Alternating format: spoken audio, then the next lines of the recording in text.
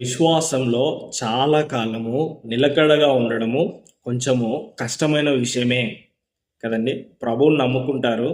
కానీ ఆ విశ్వాసంలో చాలా కాలము లేదా చాలా సంవత్సరాలు ఓర్పుతో, సహనంతో ఉండడము చాలా కష్టమైన పని కదండి. ప్రభు నాకు వాగ్దానం చేసినాడండి. ప్రభు నాకు ఇలా చేస్తానని దేవుడు చెప్పినాడండి.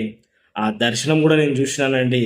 కానీ చాలా కాలం అయిపోయింది గానీ, ఏ కార్యం జరగట్లేదండి అని నిరుత్సాహపడే వాళ్ళు చాలామంది ఉన్నారు.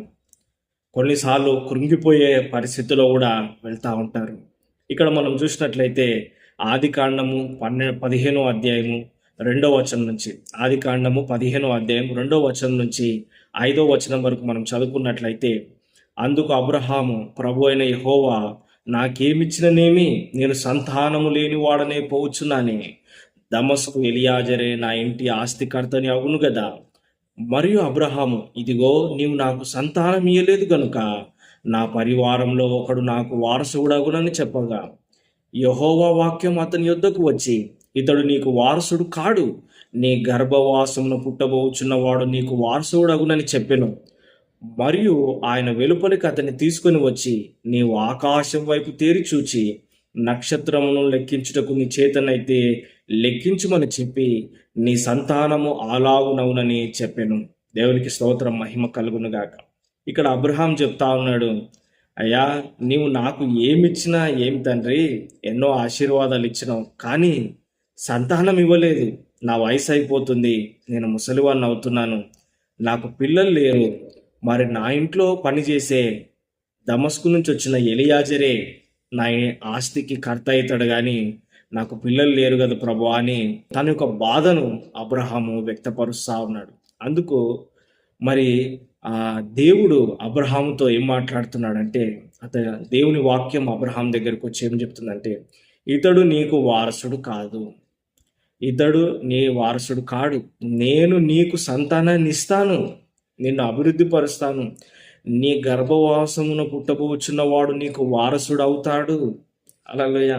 నేను నీ గర్భఫలాన్ని ఇస్తాను, శారమ్మ ఒక మంచి కుమారుని కంటుంది అని ప్రభు వాగ్దానం చేసినాడు.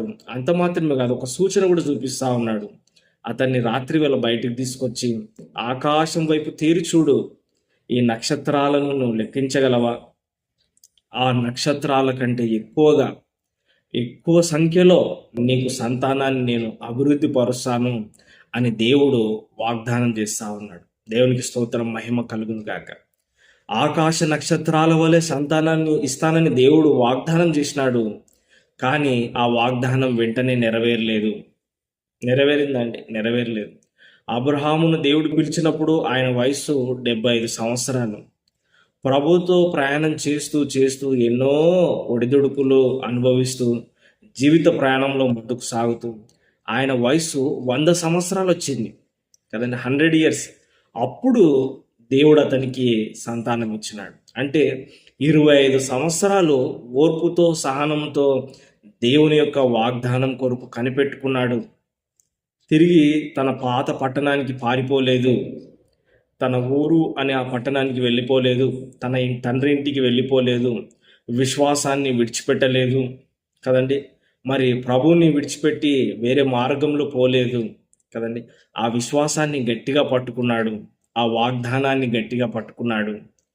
ఓర్పుతో, సహనంతో ప్రభు వైపు చూసినాడు కదండి. కొన్నిసార్లు వాగ్దానాలు ఆలస్యమవుతాయి. దేవుడు చెప్పిన ఆ మంచి మాటలు నెరవేరడానికి సమయం పడుతుంది. ప్రభు నాకు ఇది చూపించినాడండి, దేవుడు ఇలా చేస్తానని బైబిల్లో ఉన్న వాగ్దానం ద్వారా దేవుడు నాతో మాట్లాడినాడండి.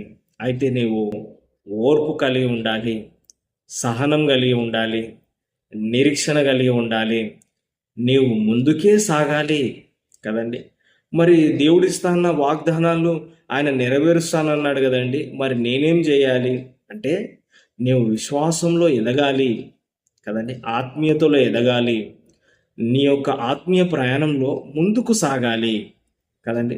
ప్రభువు చెప్పే వాగ్దానము ఆ సమయంలో నెరవేరుతుంది, కానీ నీవు దేవుడు ఇచ్చిన వాగ్దానం నెరవేరే సమయంలో ఏమంటే ఇంకా నెరవేరలేదు కదా, అంతకు ముందు ఉన్న ఈ సమయంలో, ఈ గ్యాప్లో ఆధ్యాత్మికంగా ఎదగడం నేర్చుకోవాలి కదండి. ఒక బ్యాంబూ ట్రీ ఏమండి, వెదురు చెట్టు భూమి లోపట ముందుగా పెరిగిన తర్వాత బాహ్యంగా బయటికి బాగా పెరుగుతుంది. ఒక 6 నెలలు ఏమండి, చైనా బ్యాంబూ ట్రీ అయితే 3 సంవత్సరాలు భూమి లోపటికి పెరుగుతుంది. తర్వాత బయటికి పెరుగుతుంది అది కదండి.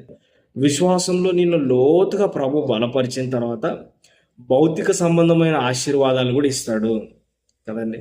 నాకు ఒక ఇల్లు లేదండి, నాకు సంతానం లేదండి, ఇంకా వివాహం అవ్వలేదండి, ఒక మంచి ఉద్యోగం రాలేదండి, దేవుడు నన్ను ఉన్నత స్థితిలో ఉంచాలని ఆశపడుతున్నానండి, కానీ నా జీవితంలో కొన్ని విషయాల్లో ఇంకా నాకు చాలా ఇబ్బంది ఉందండి.